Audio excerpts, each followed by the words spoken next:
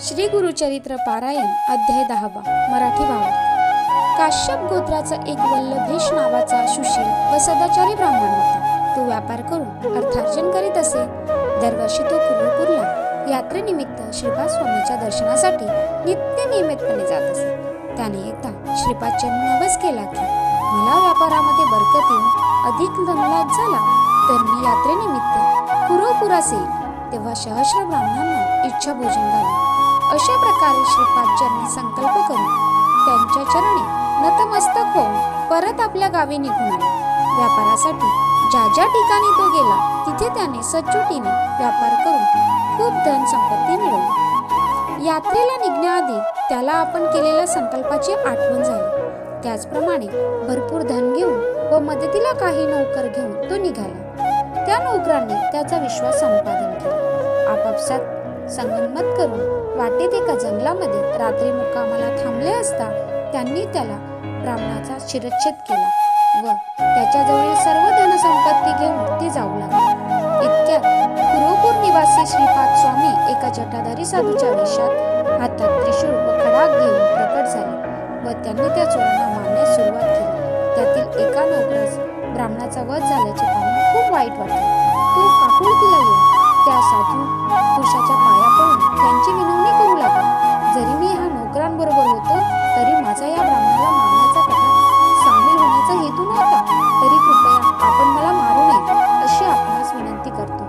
स्वामींनी त्या नौकराला जीवनदान दिले व त्या ब्राह्मणाच्या अंगावर विभूती प्रोक्षण करून त्याला पुन्हा जिवंत केले। तसेच तो ब्राह्मण शुद्धीवर येईपर्यंत त्याचे व त्याच्या संपत्तीचे रक्षण करण्यास त्या नौकरास सांगून ते अदृश्य झाले। या सर्व प्रसंग पाहून तो नौकर विस्मयचकित झाला व ब्राह्मण शुद्धीवर येईपर्यंत तिथे बसून राहिला। थोड्या वेळाने सूर्योदय झाला तेव्हा त्याने ब्राह्मणास हलवून त्याच्या तोंडावर पाणी शिंपडून त्याला शुद्धीवर आणले। ब्राह्मणाला ते नौकर मेलेले पाहून अचंबा वाटला।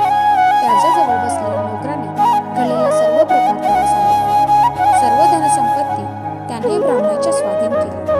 ब्राह्मण त्या नौकराबरोबर कुर्लपुरास आला। तिथे श्रीपाद स्वामींच्या पादुकाचे यथासांग पूजन केले। केवळ श्रीपाद स्वामींच्या आशीर्वादामुळे आपण या संकटातून वाचलो व आपला पुनर्जन्म झाला याची खात्री पटली। नौकराच्या मदतीने त्यांनी सहस्र ब्राह्मणांना इच्छा भोजन घालून आपला संकल्प पूर्ण केला। त्या नौकरास थोडे धन बक्षीस देऊन त्याच्याबरोबर तो आपल्या गावी परतला। श्री गुरुदेव श्री स्वामी समर्थ। श्री गुरुचरित्र अध्याय 10। श्री गणेशाय नमः। एकोणी सिद्धाचे वचन नामधारक विनवे जान कुर्लपुरचे महिमान केवी झाले म्हणतसे मनसी श्रीपाद नाही गेले अनेक अवतार झाले विस्तार करून या सगळे निरुपावे म्हणतसे सिद्ध सांगे नामधारकासी श्री गुरु महिमा काय पुससी अनंत रूपे होती परीसी विश्वव्यापक परमात्मा पुढे कार्यकारणासी अवतार झाला परीसी राहिला आपण गुप्तवेशी तया कुर्ब क्षेत्रात त्रयमूर्तीचा अवतार त्याचा कवनाकडे पार निधान तीर्थ कुर्लपुर वसे तेथे गुरुमूर्ती सांगेन दृष्टांत तुझ एक वर्तले सहज काश्यप गोत्री होता द्विज नाम तया वल्लभेश सुशील द्विज आचारवंत उदिम मार्गे उदर भरित प्रति संवंतरी यात्रेसी येत तया श्रीपाद क्षेत्रासी असता पुढे वर्तमानी उदिमा निघाला तो धनी नवस केला आपल्या मणी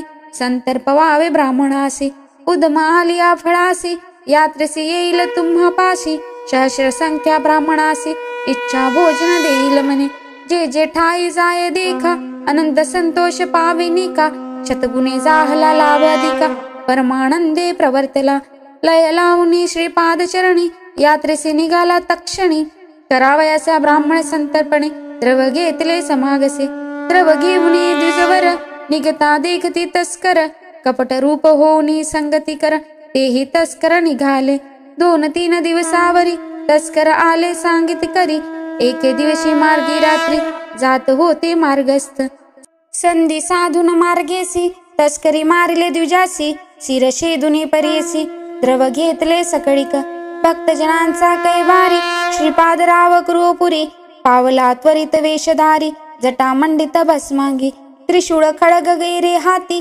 उभा ठेला तस्करा पुढती वधिता झाला तस्करा त्वरिती त्रिशूळे करुणी तया वेळी समस्त तस्कारसी मारिता तस्कर एक विनविता कृपाळू व जगन्नाथ अनिरपराधी आपण असे नेने त्या ते वधविला म्हणून आलो आपण संग होऊनी तू सर्वोत्तम जानसी खून विश्वाची मनेची वासना एकोणी तस्कराची विनंती श्रीपाद त्या ते बोलविती हाती देऊनी या विभूती वृक्षी म्हणती विप्रापरी मान लावणी तया वेळा मंत्रुणी लावली विभूती गडा सजीव झाला तत्काळा एक वत्सा एक चित्ते इतुके वर्तता परियसी उदय झाला दिनाकरासी श्रीपाद झाल्या दृश्यशी राहिला तस्कर विप्राजवळी विप्रपुसे तस्करासी मने तू का माते धरियसी कवने वदिले या मनुष्यासी म्हणून पुसे तया वेळी तस्कर सांगे द्विजासी झाले अभिनव परियसी आला होता एक तापसी वदिले त्या ते त्रिशूळे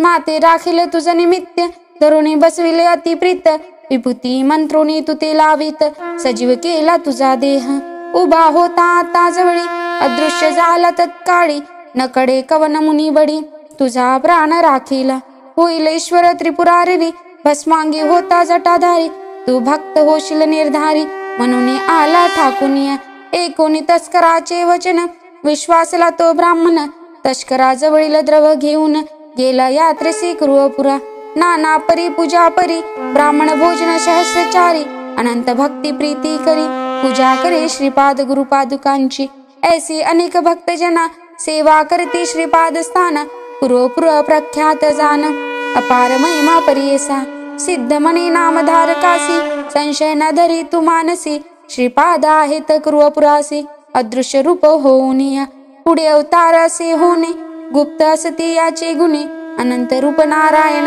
परिपूर्ण असे सर्व ठाई श्रीपाद श्री वल्लभ मूर्ती लोककी ऐक्य परमार्थी झाला अवतार पुढे ख्याती श्री नृसिंह सरस्वती इति श्री गुरुचरित्रामृते परमकथा कल्पोत्तरे श्री नृसिंह सरस्वतूपाख्याने सिद्धनामधारक संवादे कुरुवपुर क्षेत्र महिमा वर्णन नाम दशमोऽध्याय श्री गुरुदत्तात्रेय परमस्तु श्री गुरुदेव दत्त श्री गुरुदेव दत्त श्री गुरुदेव दत्त श्री गुरुदेव दत्त श्री गुरुदेव दत्त।